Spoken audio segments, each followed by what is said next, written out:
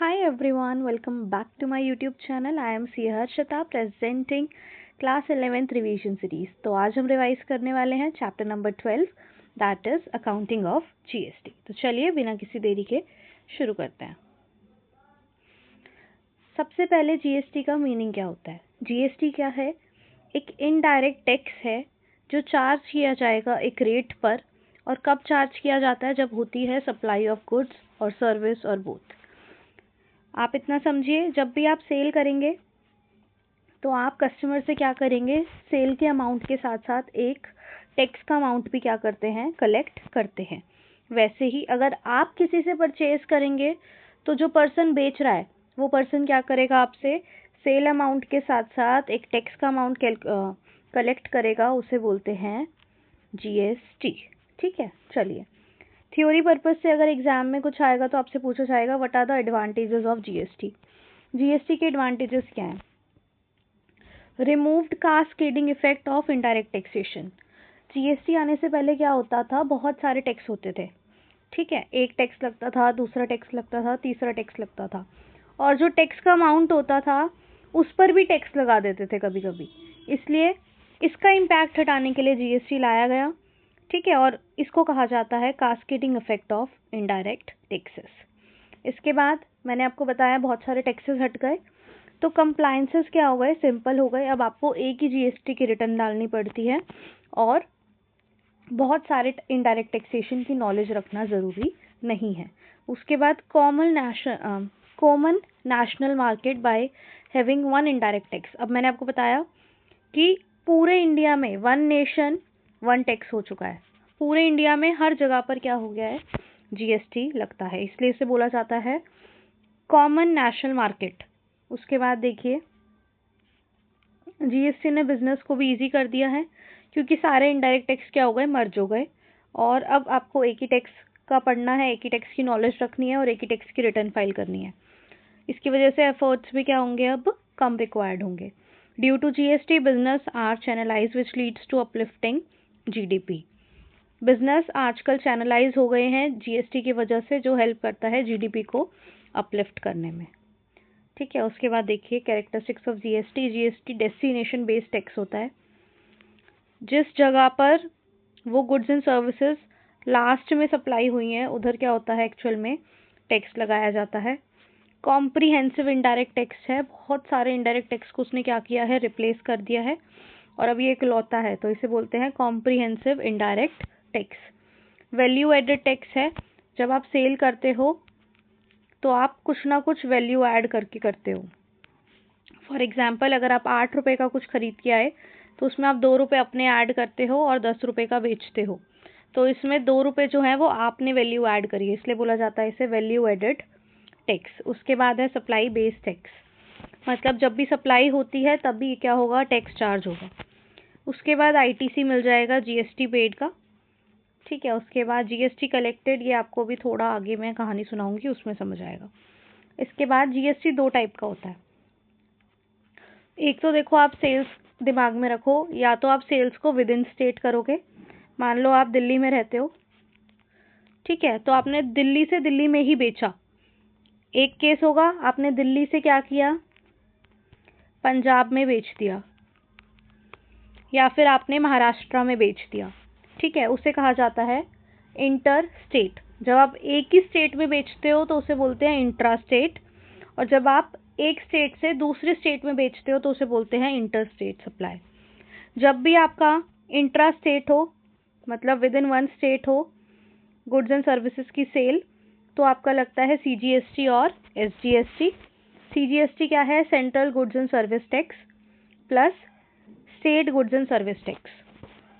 और जब आप आउट ऑफ द स्टेट बेचते हो, मतलब अगर आप दिल्ली से हो और आप महाराष्ट्र बेच रहे हो, तब आप कौन सा टैक्स लगाओगे? IGST, integrated goods and service taxes की फुल फॉर्म है। ठीक है, अब एक चीज़ और मैं आपको बताना चाहूँगी। मान लो रेट है 12%, गवर्नमेंट ने कहा इस पे जीएसटी कितना लगेगा? 12%। अगर आप इंट्रा स्टेट कर रहे हो, दिल्ली से दिल्ली में बेच रहे हो, तो सीजीएसटी कितना? 6%, और एसजीएसटी कितना? 6%। वैसे ही अगर आउट ऑफ दी स्टेट बेच रहे हो तो क्या हो जाएगा यहाँ पे? 12%। ऐसे क्या होता है, जीएसटी चार्ज किया जाता है। चलिए आगे देखिए। देखिए एग्जाम्पल भी मैंने यही दिया है। रेट कितना है, 12%। तो सीजीएसटी एसजीएसटी कितना लगेगा, 66, और आईजीएसटी कितना लगेगा, 12%। अब जीएसटी किस पे कैलकुलेट होएगा, GST is calculated on taxable value. Taxable value कैसे निकलती है, इसमें आप सेल्स वैल्यू में से माइनस करोगे ट्रेड डिस्काउंट, माइनस करोगे कैश डिस्काउंट, तो आपका आ जाएगा जीएसटी जिस पे आपको लगाना है, उसे कहते हैं टैक्सेबल वैल्यू। और एक चीज़ मैं आपको और बताना चाहूँगी, अगर आपने कुछ पैकेजिंग चार्जेस लिए हैं या फिर कुछ फ्रेट लिया है, वो भी क्या होता है यहाँ पर सेल वैल्यू में ऐड हो जाता है। यहाँ पे मैंने लिखा नहीं है, बट वो क्या हो जाता है, ऐड हो जाता है। तो टैक्सेबल वैल्यू में आपके फ्रेट चार्जेस भी आते हैं और आपकी पैकेजिंग चार्जेस भी आते हैं। अब देखिए जीएसटी काम कैसे करता है। ये हो आप या फिर आपका एक्स, मिस्टर एक्स, ठीक है। मिस्टर एक्स क्या करेगा, मार्केट से परचेजेस करेगा और आगे सेल कर देगा। क्या करेगा, मार्केट से परचेजेस करेगा और आगे सेल कर देगा। अब जब वो परचेजेस की पेमेंट कर रहा है तो सिर्फ परचेजेस की पेमेंट नहीं करता, वो परचेजेस के साथ साथ परचेजेस के ऊपर वो क्या करता है, जीएसटी भी पे करता है। ये होता है जीएसटी पेड। और यहाँ देखिए आप कस्टमर को बेच रहे हैं, तो आप कस्टमर से एक तो सेल अमाउंट लेंगे, प्लस उसके ऊपर क्या लेंगे, जीएसटी ऑन सेल्स। क्योंकि ये जीएसटी आपने कलेक्ट किया है, इसे बोला जाता है जीएसटी कलेक्टेड। जब आप कस्टमर से जीएसटी लेते हो तो उसे बोलते हैं आउटपुट जीएसटी, और जब आप परचेजेस पे जीएसटी पे करते हो वो होता है जीएसटी पेड, और उसे बोला जाता है इनपुट जीएसटी। आगे देखिए, इनपुट जीएसटी 3 चीज़ों पे लगेगा। 3 ट्रांजैक्शन ऐसी हैं जिस पे आपका क्या होगा, इनपुट जीएसटी आपको पे करना पड़ेगा। जब भी आप जीएसटी पे करते हो तो वो होता है इनपुट जीएसटी। जब आपने कुछ परचेजेस करी हैं तो परचेजेस के अमाउंट के साथ आप जीएसटी का अमाउंट भी क्या करते हो, पे करते हो। वैसे ही आपने कोई भी खर्चे करे, रेंट पे किया और आपने कोई कमीशन पे करी, तब भी क्या करोगे आप, एक्सपेंसेस के साथ एक्सपेंसेस के ऊपर जीएसटी पे करोगे। आपने कोई एसेट परचेज किया, आपने कंप्यूटर परचेज कर लिया, तो कंप्यूटर के साथ साथ आप कंप्यूटर के ऊपर जीएसटी भी पे करते हो, उसे बोला जाता है इनपुट जीएसटी। देखिए इसकी अकाउंटिंग कैसे होगी। सबसे पहले परचेजेस की देखो, अभी तक क्या करते थे बिना जीएसटी के, परचेजेस टू क्रेडिटर, अगर क्रेडिट सेल हो, अगर कैश सेल्स हो तो क्या करते थे, परचेजेस टू कैश। अब आपको परचेजेस के साथ एक और चीज़ का अमाउंट कलेक्ट करना है, क्या है वो, इनपुट सीजीएसटी, इनपुट एसजीएसटी। अगर आपका इंट्रास्टेट है, अगर आपका इंट्रास्टेट है तो क्या हो जाता है यहाँ पर, इनपुट आईजीएसटी आ जाता, राइट। अगर कैश है तो आप लिख दोगे कैश बैंक, ना तो क्रेडिटर अकाउंट, ठीक है। एंट्री समझ आई कैसे करनी है। अभी तक कर रहे थे purchases account debit to creditor, अब करेंगे purchases account debit, input CGST account debit, input SGST account debit to creditors. उसके बाद अगर एक्सपेंस की एंट्री है तो परचेजेस की जगह क्या आ जाएगा, एक्सपेंस अकाउंट आ जाएगा, और क्रेडिटर की जगह आ जाएगा, किसको देते हैं, वेंडर को देते हैं, वेंडर अकाउंट। उसके बाद ऐसे ही आपने एसेट परचेज किया तो परचेजेस और एक्सपेंसेस की जगह क्या आ जाएगा, asset account debit, input CGST, input SGST to cash bank, अगर कैश में पेमेंट हो गई, और अगर आपने उधार पे लिया है तो आप लिख दोगे टू वेंडर अकाउंट। उसके बाद देखिए आउटपुट जीएसटी, उसके बाद देखिए output GST. Output GST 2 cases में लगता है, जब आप क्या कर रहे हो, गुड्स और सर्विसेज की सेल परचेज कर रहे हो गुड्स और सर्विस की सेल कर रहे हो तो आप जीएसटी कलेक्ट करोगे। इसके अलावा आप कोई भी इनकम रिसीव कर रहे हो तो आप इनकम के साथ साथ क्या करते हो, जीएसटी भी उस पर कलेक्ट करते हो। मान लो आपने रेंट रिसीव करा 10,000 रुपये का, तो 10,000 रुपये के साथ साथ आपको उस पर जो भी जीएसटी का रेट है, मान लो 18% है, तो 10,000 पे 18%, 1,800 रुपये भी क्या करने पड़ेंगे, सामने वाले पार्टी से कलेक्ट करने पड़ेंगे। 10,000 रुपये आपके हैं, लेकिन जो आपने 1,800 रुपये का जीएसटी कलेक्ट किया है वो किसका होता है, गवर्नमेंट का होता है। देखिए एंट्री क्या पास करेंगे, अगर हमारे पास कैश सेल्स होती है तो हम क्या करते थे, cash account debit to sales account, ठीक है। अब सेल्स के साथ साथ हमें एक और चीज़ से पैसे आ रहे हैं, वो है हमारा output CGST and output SGST, तो वो भी क्या हो गया, क्रेडिट हो गया। क्रेडिट होने का रीज़न ये है कि ये क्या है हमारे लिए, लाइबिलिटी है। क्या है, लाइबिलिटी है। लाइबिलिटी हमेशा जब भी इंक्रीज होती है तो क्या होती है, क्रेडिट होती है। वैसे ही अगर पेमेंट नहीं आती तो यहाँ पे क्या आ जाता, डेटर अकाउंट आ जाता। इनकम रिसीव हुई है तो लिखेंगे cash bank account to income received. अगर अभी रिसीव नहीं हुई तो हम एंट्री करते थे income receivable to income received. अब इनकम के साथ साथ हमें एक और चीज़ कलेक्ट करनी है जो हमारे लिए लाइबिलिटी है, तो हो जाएगा to output CGST to output SGST। आगे देखिए, एक चीज़ आपको और याद रखनी है, मैंने जो एंट्रीज करी हैं उसमें मैंने CGST और SGST को कंसिडर किया है। अगर ये ट्रांजैक्शन इंटर स्टेट है तो C और S नहीं होगा, क्या होगा, IGST। इनपुट IGST आ जाएगा या फिर आउटपुट IGST आ जाएगा।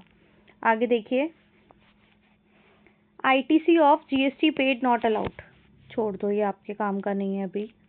ये देखो, अब आपको एक चीज़ समझनी है, जो आप परचेजेस के ऊपर टैक्स पे करके आए हैं उसे हम बोलते हैं इनपुट GST, ठीक है। और जो हम सेल्स पे या फिर इनकम पे कलेक्ट करते हैं उसे बोलते हैं आउटपुट GST। जितना भी आउटपुट GST हमने कलेक्ट किया है वो क्या करना होता है, हमें गवर्नमेंट को डिपॉजिट कराना होता है। लेकिन गवर्नमेंट कहती है जो टैक्स आपने ऑलरेडी परचेजेस पे पे कर लिया उसका आप क्रेडिट ले लो, उसका आप क्रेडिट ले लो। अगर आप क्रेडिट ले लोगे, मान लो आपने परचेज पे 10 रुपये का टैक्स पे किया था, तो ये आपका क्या है, इनपुट कितना हो गया, 10 रुपये का। और जो आपने सेल करी उसमें आपने कस्टमर से कलेक्ट किया आउटपुट GST 20 रुपीज़ का। अब आप हमें 20 रुपये मत दो, आप पहले इसका क्या कर लो, क्रेडिट ले लो और फिर माइनस करके हमें क्या कर दो, बाकी की पेमेंट कर दो। तो 20 में से 10 गए, कितनी पेमेंट कर दो, 10 रुपये का टैक्स आप हमें पे कर दो।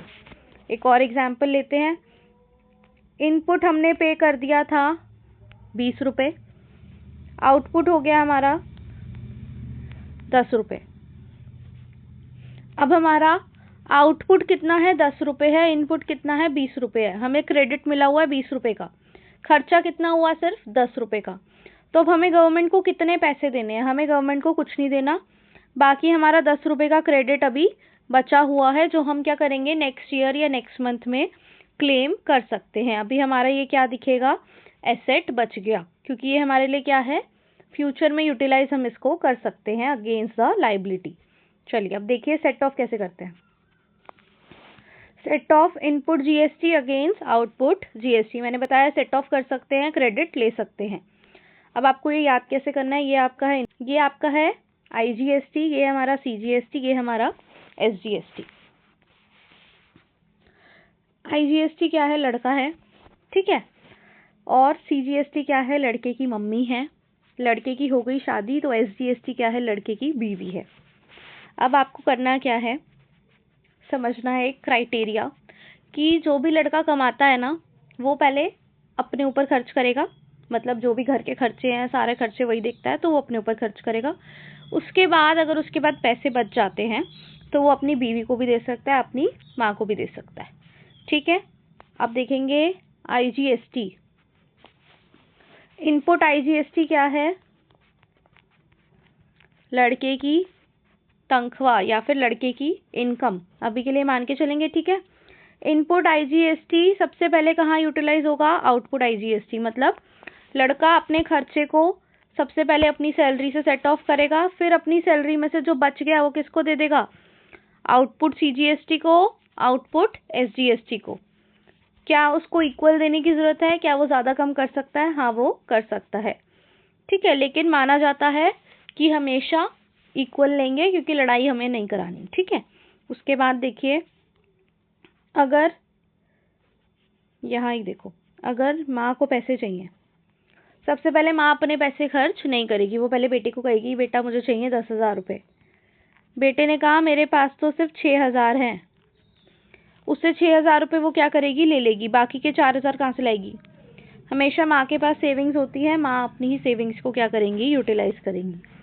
Same in the case of wife, wife को अगर पैसे चाहिए तो वो सबसे पहले अपने हस्बैंड से लेंगी, अगर हस्बैंड के पास सारे पैसे नहीं है तो वो अपने खर्चे के लिए अपनी सेविंग्स में से पैसे निकालती है। समझ गए? लेकिन अगर माँ को पैसे चाहिए, लड़के के पास भी नहीं है, माँ के पास भी नहीं है, क्या वो बीवी से मांग सकती हैं? क्या वो अपनी बहू से पैसे मांग सकती है? नहीं।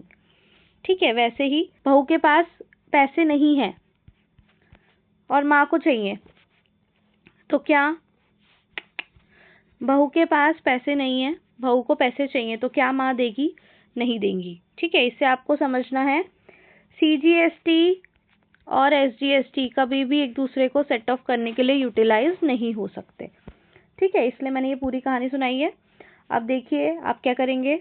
आईजीएसटी का जो भी खर्चा है, सबसे पहले आईजीएसटी अपने ही खर्चे से करेगा, इनपुट आईजीएसटी से। उसके बाद जो उसके पास बच जाएगा आईजीएसटी, वो क्या करेगा, अपनी माँ को भी दे सकता है, अपनी बीवी को भी दे सकता है। वैसे ही सीजीएसटी पहले अपने बेटे के पास जाएगी कि मुझे ये खर्चे हैं, तो वो उसे दे देगा।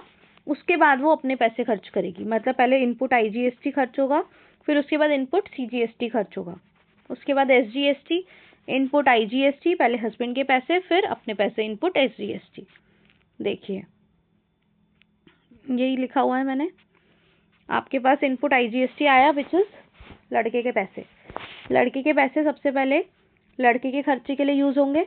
उसके बाद बच गए तो वो अपनी बीवी को भी दे सकता है और अपनी माँ को भी दे सकता है। खर्चे से आपको समझना है क्या है आउटपुट, और इनकम से आपको समझना है क्या है इनपुट। इनपुट से आपको समझना है इनकम। अब देखिए, मम्मी को पैसे चाहिए मतलब माँ का एक्सपेंसेस, इनपुट सीजीएसटी। सबसे पहले आउटपुट सीजीएसटी से, बैलेंस आउटपुट आईजीएसटी से। Never ever to balance from output SGST, मतलब बहू से पैसे नहीं ले सकती। वैसे ही आपका आउटपुट एसजीएसटी है, मतलब बीवी का खर्चा सबसे पहले कौन देगा? Input IGST. उसके बाद किससे ले लेंगे? बहू खुद अपने पैसों से खर्च करेगी, but never ever use to pay output CGST. समझ गए? I think that's it for today. Thank you. If you like the video, please like, share and subscribe. I'll see you tomorrow with another video. Till then, bye. Take care.